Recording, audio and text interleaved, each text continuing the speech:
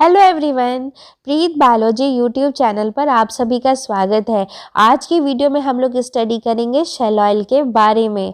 आप में से बहुत ऐसे लोग होंगे जो पहली बार नाम सुन रहे होंगे शेल ऑयल का। मैं आपको बता दूं, शेल ऑयल भी पेट्रोल और डीजल की ही तरह ऑयल है, लेकिन फिर भी इसमें कुछ जो है डिफरेंस है, वो आप इस वीडियो में पढ़ेंगे। ठीक है, सबसे पहले आप ये जान लीजिए कि शेल ऑयल में जो ये शेल है, ये नाम कहाँ से आया। तो इस पिक्चर में आप देख सकते हैं शेल रॉक दिख रही है, जो कि क्या है, ये सेडिमेंट्री रॉक है। इसी शेल रॉक से क्या बना है, शेल ऑयल क्या किया जाता है, एक्सट्रैक्ट किया जाता है। यहाँ हिंदी और इंग्लिश दोनों में मैंने यहाँ लिख दिया है, आप पढ़ सकते हैं। Shale oil is also called as tight oil. क्यों इसको टाइट ऑयल कहते हैं? क्योंकि ये जो है अर्थ सरफेस से जो है बहुत ही डेप्थ में जाके ये क्या होता है, प्रेजेंट होता है। रॉक्स होते हैं, वो दबे हुए होते हैं वो रॉक्स, वहाँ से ये तेल को निकाला जाता है, इसीलिए इसे टाइट ऑयल भी बोलते हैं। It is a type of oil that can be extracted by heating and upgrading kerosene trapped within shell formation, arrangement of fine-grained sedimentary rock। तो मैंने आपको बताया कि शेल क्या है, रॉक है, फाइन ग्रेन्ड सेडिमेंट्री रॉक है, वहाँ पे प्रेजेंट होता है कैरोजन वहाँ पे ट्रैप्ड होते हैं। ठीक है, ये कैरोजन क्या होते हैं, ये कैरोजन ऑर्गेनिक मटेरियल होते हैं। ऑर्गेनिक मटेरियल मतलब जो प्लांट मैटर बहुत समय से दबे हुए हैं, ठीक है, और वो किस में चेंज हो गए हैं, कैरोजन में चेंज हो गए हैं। अब उसी को हम लोग कैरोजन कहते हैं। इसी कैरोजन को अपग्रेड करके, हीट करके हम लोग ऑयल को एक्सट्रैक्ट करते हैं। ठीक है, तो ये बात समझ में आ गई कि जो शेल रॉक्स होते हैं उसमें क्या प्रेजेंट होते हैं, कैरोजन होते हैं, और इन्हीं कैरोजन को क्या करते हैं हम लोग, अपग्रेड करके, हीट करके फाइनली शेल ऑयल को क्या करते हैं, एक्सट्रैक्ट करते हैं। ठीक है, this type of oil resources is classified as an unconventional resource as the process of obtaining oil from these formation requires specialized process। और ये अनकन्वेंशनल का मतलब यहाँ पे मेन ये है कि जब इनका एक्सट्रैक्शन किया जाता है तो उसमें स्पेशलाइज्ड प्रोसेस की मदद ली जाती है, की ज़रूरत पड़ती है। ठीक है, इसीलिए इसको अनकन्वेंशनल कहा जाता है, क्योंकि इसका जो एक्सट्रैक्शन होता है वो बहुत ही थोड़ा मुश्किल होता है, बहुत टाइम लगता है, बहुत केमिकल्स का यूज़ होता है, बहुत वाटर लगता है बहुत मात्रा में, तब जाके जो है शेल ऑयल निकाला जाता है। Shale is a common sedimentary rock composed of clay, fragments of other minerals. जिस तेल से, शेल से तेल निकाला जाता है उसमें भारी मात्रा में कैरोजन होता है, और उसे क्या बोलते हैं, ऑयल शेल के रूप से जाना जाता है। तो ये जो ऑयल शेल है, कंफ्यूज मत होइएगा, ये जो ऑयल शेल है ये शेल ऑयल से डिफरेंट है। ठीक है, जो शेल ऑयल है वो क्या है, इसमें बहुत ही भारी मात्रा में क्या है, कैरोजन है, इसी से शेल ऑयल निकाला जाएगा। जब तक उसमें कैरोजन है, ठीक है, कैरोजन फॉर्म में, तब तक हम उसको क्या बोल रहे हैं, ऑयल शेल बोलते हैं। This shell containing kerosene is essentially a precursor to a oil or natural gas, as with increased pressure and a longer period it could eventually become oil or natural gas। ठीक है, हम लोग ये कह सकते हैं कि जो शेल जो जिसके पास क्या है, कैरोजन है, ये एक तरह से ऑयल और नेचुरल गैस का प्रिकर्सर है। प्रिकर्सर क्या होता है, जिससे हम लोग कोई चीज़ को एक्सट्रैक्ट करते हैं। ठीक है, प्रिकर्सर हो गया। कन्वेंशनल और अनकन्वेंशनल रिसोर्सेज में अंतर क्या है, क्योंकि यहीं से आपके क्वेश्चंस बन सकते हैं। कन्वेंशनल ऑयल और गैस, देखिए शेल ऑयल भी होता है और क्या होती है, शेल गैस भी होती है। ठीक है, ये याद रहे जब हम लोग अनकन्वेंशनल रिसोर्स पढ़ेंगे तो, जहां भी ऐसा आता है। तो यहाँ पे पहले शुरू करते हैं। Conventional oil or gas comes from geological formation that are relatively straightforward to develop, that don't need technologies to unlock their potential. जब हम लोग कन्वेंशनल ऑयल निकालते हैं, जैसे कि हम लोग निकालते हैं ना, पेट्रोल है, डीजल है, इस तरह की जब चीज़ें हम लोग निकालते हैं, तो उसके लिए स्पेशलाइज टेक्नोलॉजी की ज़रूरत नहीं पड़ती है, because they are easier and less expensive to produce conventional oil and gas, where the first target of industry activity. तो ये बहुत ही, जब इसका एक्सट्रैक्शन करते हैं, ठीक है, कन्वेंशनल ऑयल और गैस का, याद रहे शेल ऑयल और शेल गैस अनकन्वेंशनल है, हम यहाँ पे फ़र्क पड़ रहे हैं। तो कन्वेंशनल जो ऑयल गैस होती हैं वो ज़्यादा महंगा नहीं होता है, उसको निकालना आसान होता है, और इसीलिए ये जो इंडस्ट्रीज़ होती हैं, जो कंपनियाँ होती हैं, उनकी पहली चॉइस यही होती है, ठीक है, कन्वेंशनल ऑयल को एक्सट्रैक्ट करना। Canada began producing conventional oil in the late 90s and conventional natural gas in the early 1900s, ठीक है। तो ये उतना इंपॉर्टेंट नहीं है, आपको जानना है अब अनकन्वेंशनल के बारे में। तो कन्वेंशनल ऑयल के बारे में आपने क्या जाना कि इसको निकालना बहुत ही आसान होता है कहीं ना कहीं से, और टेक्नोलॉजी, स्पेशलाइज्ड टेक्नोलॉजी की ज़रूरत नहीं पड़ती है।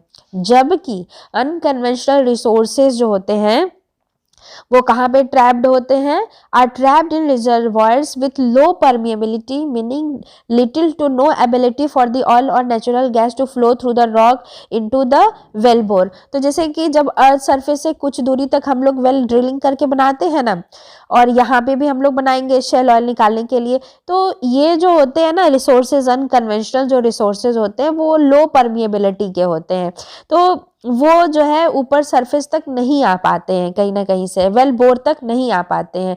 इन order to produce from unconventional resources, industries uses stimulation techniques like hydraulic fracturing to create cracks in the underground rock that allow the oil or natural gas to flow. तब तो क्या है कि जब अनकन्वेंशनल जो रिजर्वायर्स होते हैं, ठीक है, तो उसके लिए इंडस्ट्रीज़ को स्पेशल टेक्नोलॉजी की ज़रूरत पड़ती है, जिसको बोलते हैं हाइड्रोलिक फ्रैक्चरिंग बोलते हैं। इस हाइड्रोलिक फ्रैक्चरिंग में क्या होता है कि जो रॉक्स होते हैं उनको ऐसे हॉरिजेंटली क्या होता है, एक यहाँ पे क्रैक्स यहाँ पे बहुत सारे क्रिएट करने पड़ते हैं, जो कि नेचुरल गैस और ऑयल में क्या करें, इनको अलाउ करें, ठीक है, निकलने को।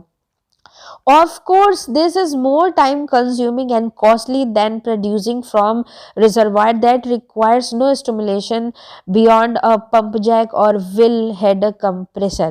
तो ये एक तरह से क्या है, टाइम कंज्यूमिंग प्रोसेस है, बहुत इसमें पैसे लगते हैं। इसीलिए आज भी आप लोग शेल ऑयल के बारे में आप लोग इसका नाम जो है वो कम सुने हैं, क्योंकि इसको निकालने से इंडस्ट्रियां बचती हैं, क्योंकि इसको निकालने की लागत बहुत ज़्यादा, टाइम बहुत ज़्यादा, बहुत सारा इसमें क्या होता है, पानी का यूज़ होता है इसको निकालने के लिए, ठीक है।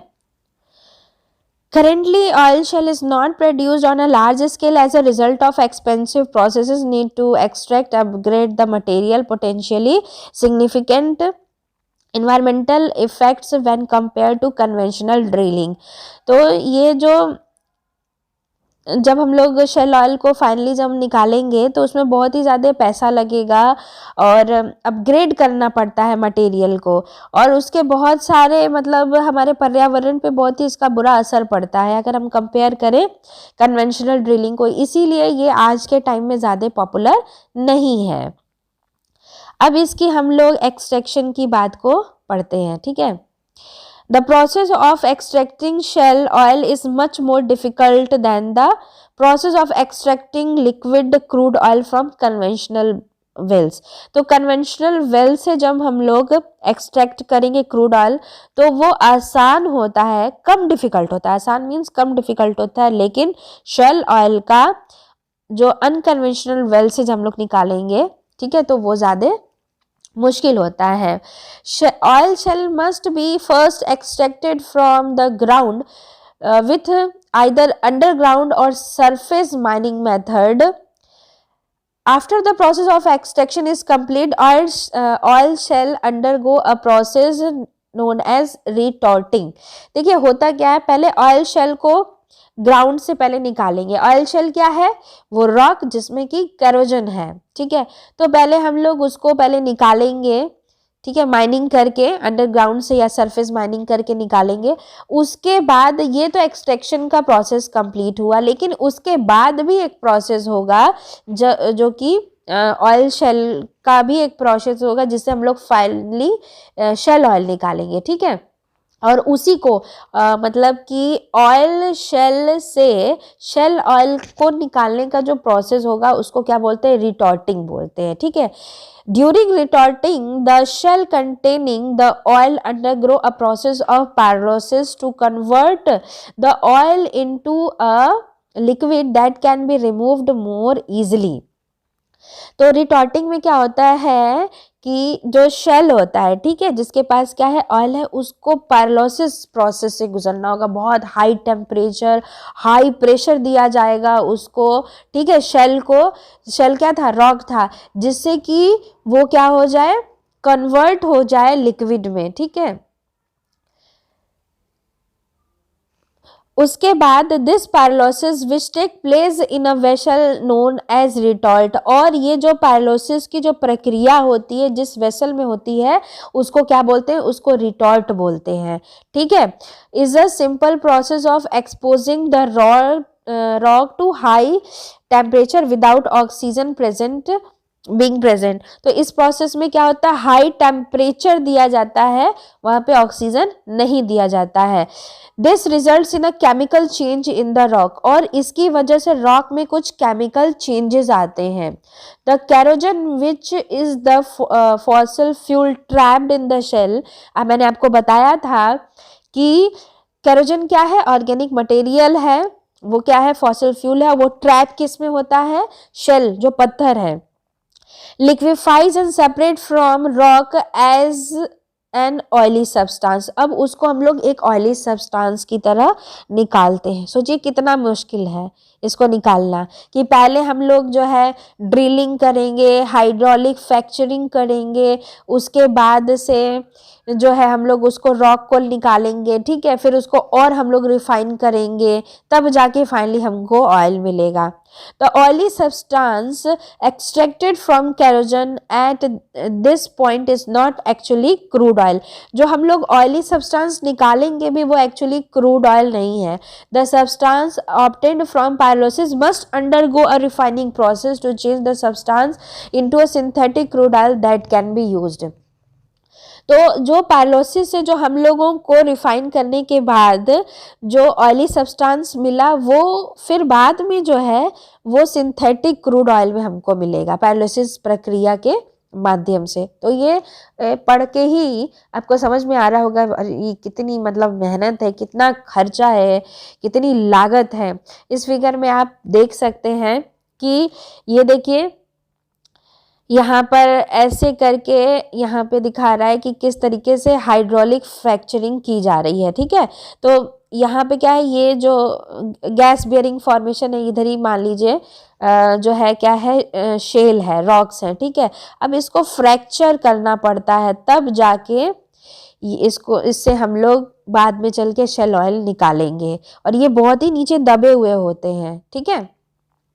तो बहुत ही इसमें मेहनत है कहीं ना कहीं से।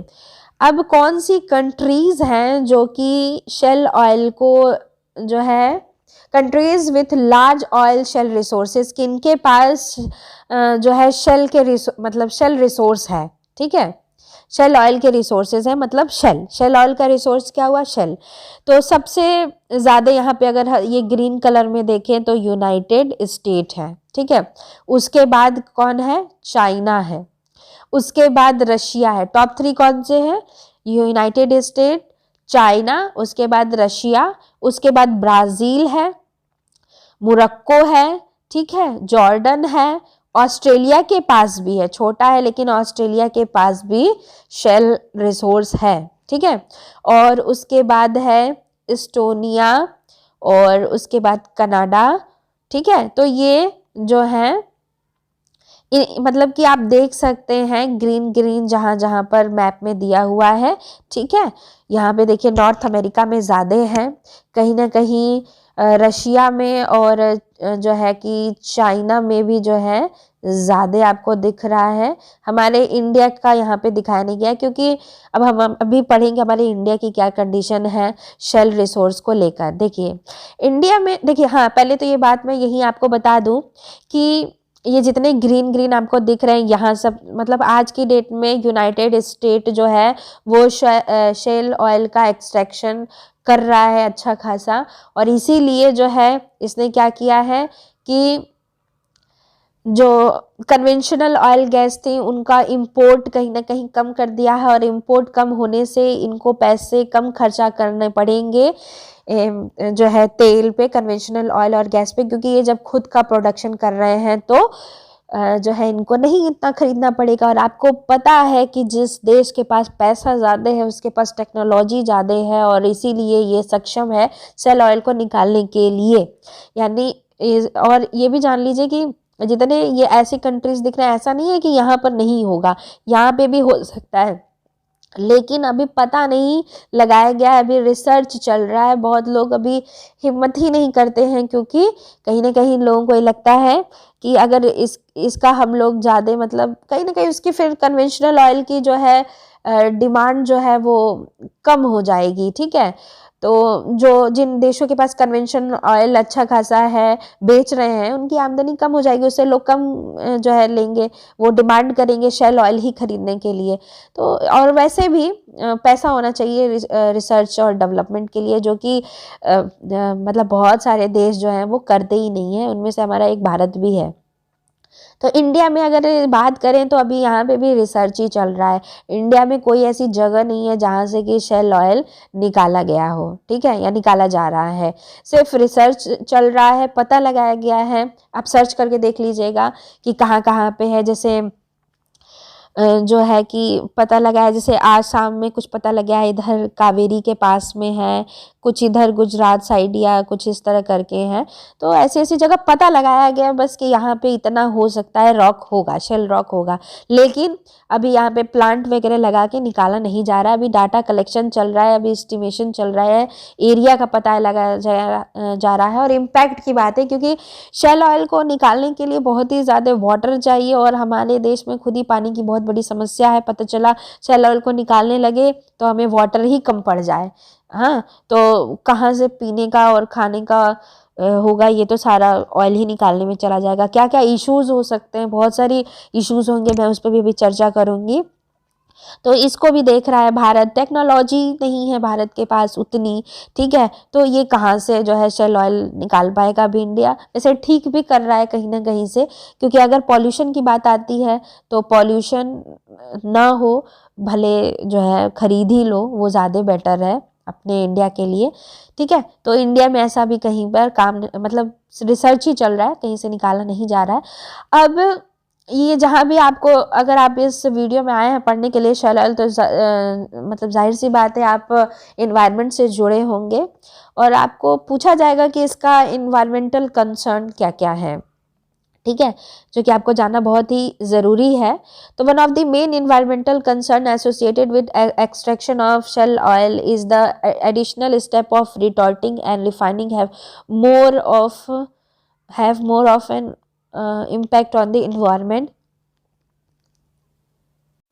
The two additional steps are required to convert the kerosene in the oil shell into synthetic crude oil, and these steps are not necessary for traditional liquid oil. तो देखिए ट्रेडिशनल जो लिक्विड ऑयल जो निकाला जा रहा है उसमें इतने स्टेप्स की ज़रूरत नहीं पड़ती है। तो जितने ज़्यादा स्टेप्स होंगे मान के चलिए उतनी ज़्यादा गंदगी भी निकलेगी, ठीक है।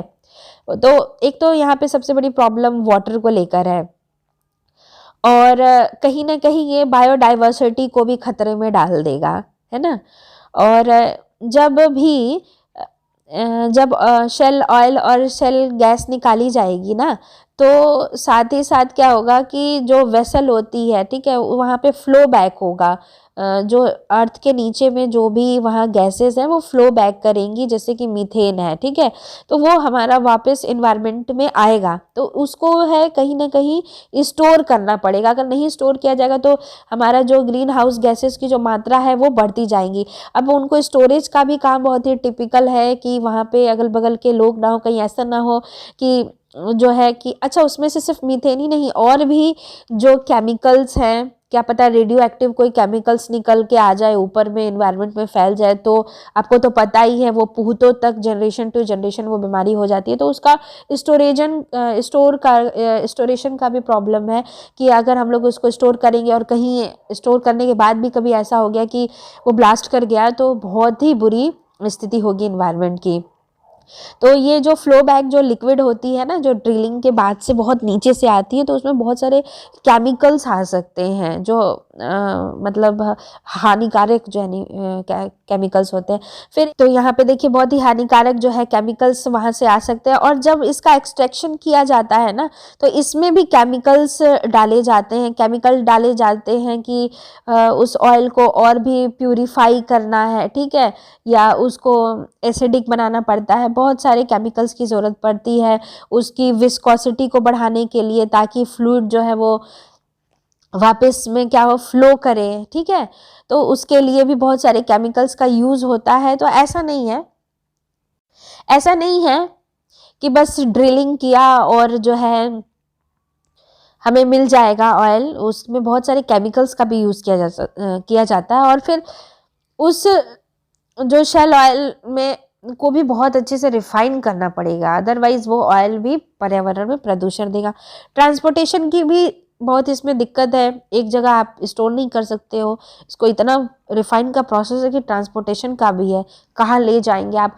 और अर्थक्वेक भी आ सकता है। मान लीजिए कि ड्रिलिंग आप इतना डेप्थ में जाके कर रहे हैं, तो वहाँ पे जो है ना, वहाँ की जो प्लेट्स होती हैं, हो सकता है कि अर्थक्वेक भी आए, वहाँ के लोग ऐसा महसूस करें कुछ दिन बाद जब इस तरह का प्लांट लगाया जाए। तो उसके बाद ड्रिंकिंग वाटर में भी जो है ऐसे ड्रिलिंग करेंगे तो कुछ अनवांटेड जो अननेसेसरी है हमारे लिए वो ड्रिंकिंग वाटर में आके मिल गए तो दिक्कत होगी। तो ये सारे पॉइंट्स जो मैंने इससे पहले वाले भी स्लाइड पे डिस्कस कर दिया और यहाँ पे कर दिया। होप कि आपको काफ़ी हद तक मैंने अच्छे से बताने की कोशिश की होंगी। और आप भी बताइएगा कि आपको ये वीडियो कैसी लगी। और अगर इसके बारे में कुछ और भी आपको पता है तो इसे कमेंट सेक्शन में ज़रूर लिखें।